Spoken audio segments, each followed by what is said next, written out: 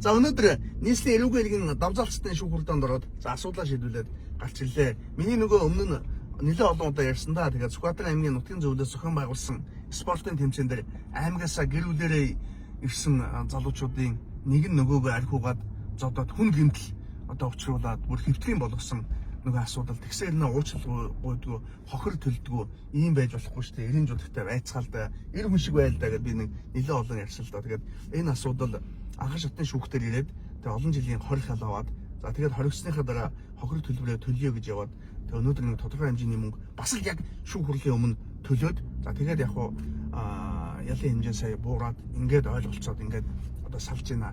Эндээс юу хэлэх гэсэн хэрэг хүмүүс минь бусдад одоо гим хор учруулсан бол түүнийг төлөх хэрэгтэй. Бусдад буруу үйл хийсэн бол уучлалгүйж сурах хэрэгтэй. Энэ залуугийн хувьд анхан шатны шүүх хурал болох хүртэл огт гим бурууга хүлээгээгүй, уучлалгүйгаагүй, мөнгө одоо хохирол төлөөгүй.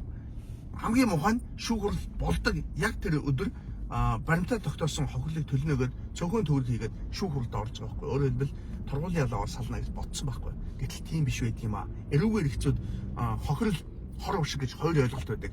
Хохирлоо чи баримтаар тогтоосноор төлсөн ч гэсэн хор уршиг нь арилаагүй байгаа бол тэр хууль заасан хорих халаач авдаг байхгүй. Үүнийг мэдэхгүй л тэгэл одоо тургуулад салцлаа гэж хөнгөмсгөр найдаж байгаа байхгүй. Тэгэл ял авсан.